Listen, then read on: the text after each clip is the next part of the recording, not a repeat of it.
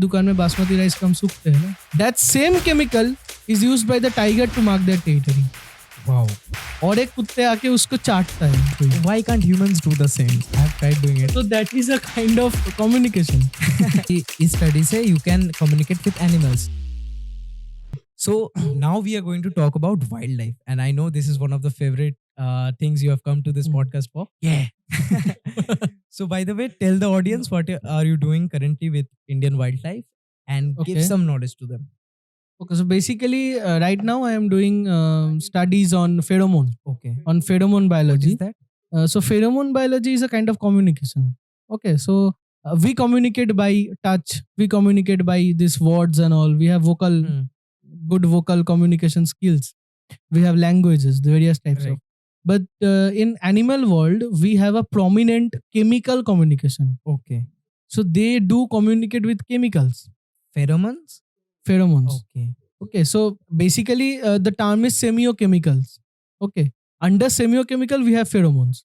Pheromone is very much species wise, species to species communication. Like a lion communicates with another lion, a tiger communicates with another tiger. Interspecies communication. Yeah, so that is pheromone.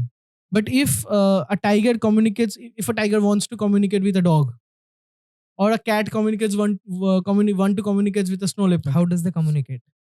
it's not a problem. Like like right now I am doing this pheromone studies, the semiochemical studies on fishing cats and snow leopards. Okay.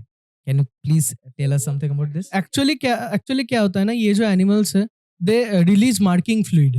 And marking fluid is something the animals, the mammals, the tigers and the cat and all, everybody, they just, like they have the tail, they just uplift their tail and एक छोटा सा ऐसे एक spray आता है, हाँ.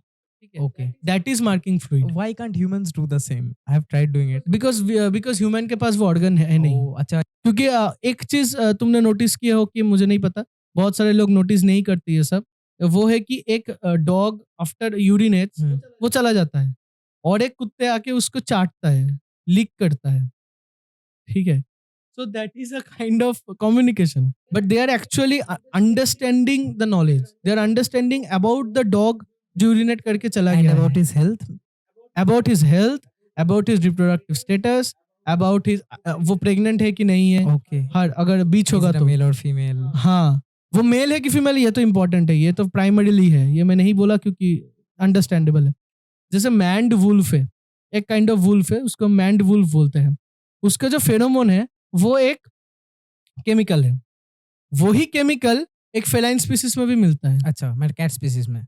हाँ, जो वुल्फ जो केमिकल को यूज करते हैं टू मार्क देयर टेरिटरी और दे यूज एज अ फेरोमोन, वही सेम केमिकल एक फेलाइन यूज करते हैं. कौन सा फेलाइन मैं नहीं बोलूंगा क्योंकि अभी रिसर्च चल रहा है, I can not disclose the name. But और एक इंपॉर्टेंट चीज मैं एक बात बोल सकता हूँ, हम सब we love basmati rice, right? We मतलब रेगुलरली वी यूज बासमती से, वी कंज्यूम बासमती राइस.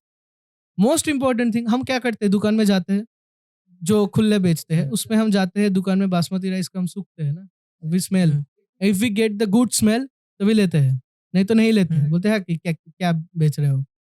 वो जो स्मेल है, that smell comes from 2-acetyl 1-pyroline, it's a compound, it's a chemical, 2AP, अच्छा. short form 2AP.